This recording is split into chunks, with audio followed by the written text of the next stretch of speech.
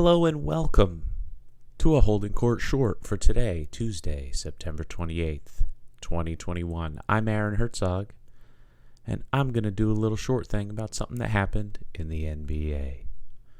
Yesterday was media day for a lot of teams around the league, including the Philadelphia 76ers, who, in case you haven't been paying close attention to the offseason moves of a business that's nothing really more than a plaything for billionaires, they are going through some things. Mostly they're being ghosted by Ben Simmons, who's made it known that he's no longer wishes to be a member of the team, wants to be traded, and does not intend to report to training camp or play another game for the franchise. It's a tale as old as a few years for the NBA, where the player empowerment era has really taken a hold. And normally I'm all for it until, a player from my favorite team wants to be empowered. He also reportedly turned away his teammates when they expressed interest in visiting him at his home in Los Angeles to tell him to come back to work. The move brought a lot of heat onto Simmons, including some from me on Twitter, but let's face it, how many of us would want to host our own intervention where a bunch of our coworkers come to our house and tell us to be nicer to our boss?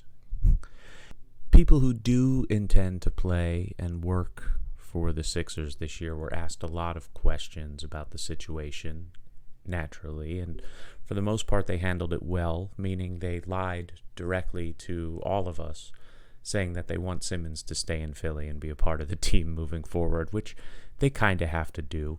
The topic of just playing in the city of Philadelphia came up, leading superstar center Joel Embiid to say this. If you're not looking at the video, you should look right now because I have a picture of what he said.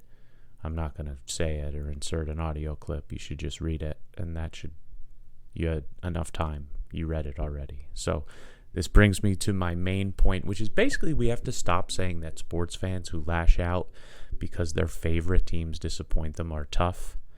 Like Joel Embiid could have meant that Philadelphia being a tough city means like a place that can be difficult or stubborn or unmoving or unfeeling, and for that, yeah, maybe he is right, but we're pretty sure he was trying to pander to the fans of Philadelphia and be like, you're tough, you get your work done and your hands are dirty and nobody wants to mess with you because you're tough, like in a fighting way, Rocky, that kind of shit. And Philadelphia falls all over itself to eat this shit up. There's a reason why they love their hockey mascot, who just hints at the characteristic of grit, because they're the easiest people to pander to.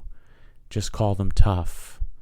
And it's not true. It's not tough at all. Philadelphia, they love to hear how much they know about the sports that they watch, which is fine. That's great. There's going to be a lot of talk about how Embiid said the right thing, which I guess is true because he's pandering to them and he gets what it takes to be a player in the city of Philadelphia, which is coddling little babies who flip out about their sports teams. And like the fans they'll boo a team. That's fine. I'm all for booing. That's okay. They expect a lot from the millionaires who they pay to see and then complain that their money pays them. And I guess that's okay too. But it's not tough. Toughness is something like it's strength, physically or emotionally, that helps you endure hardships. If your biggest hardship is a team not playing as well as you want them to, your life's pretty good. But really, you're probably just deflecting other hardships and putting it on the sports because it's easier than actually thinking about what's actually hard in your life. And you know what? That's not good, It's good to enjoy things. It's good to get excited about them. Let yourself feel hope for positive outcomes. That's all great. If you're disappointed when those hopes are dashed, that's natural. I'm disappointed when I go to an all-you-can-eat buffet and the soft-serve ice cream machine is out of order. It ruins my trip, but I don't yell at the people who work at the buffet.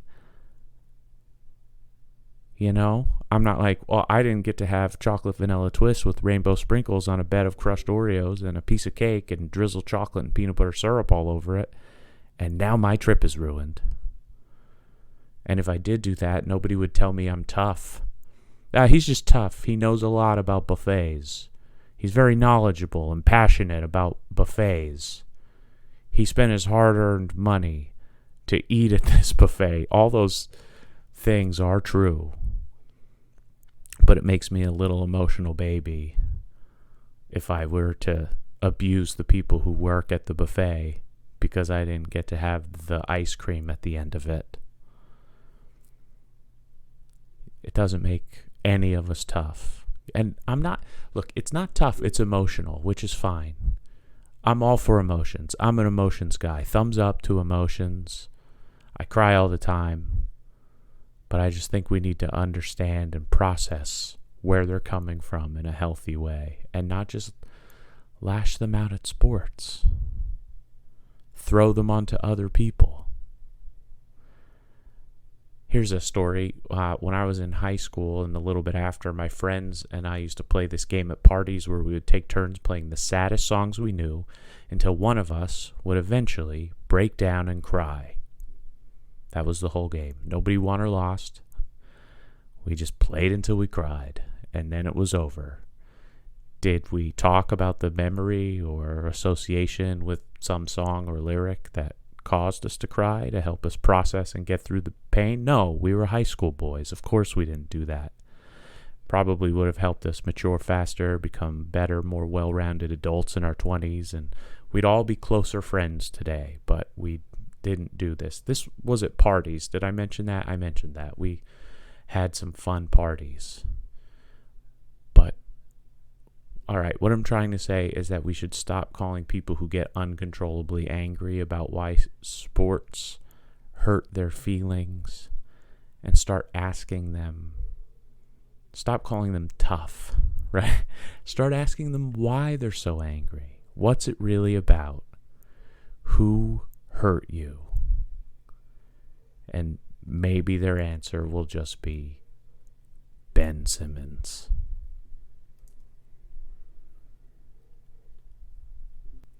This has been a Holding Court Short for today, Tuesday, September 28th, 2021. If you like it, subscribe to the Holding Court podcast wherever you get your podcasts, or even become a patron. $5 a month gets you bonus episodes and other materials. Go to patreon.com/holdingcorepod and support myself and my co-host Greg Gethard for all our basketball goof-arounds and occasional serious musings. And sometimes things that are kind of right down the middle, like this maybe, I don't know. Talk about your emotions with your friends and listen to our podcast. Goodbye.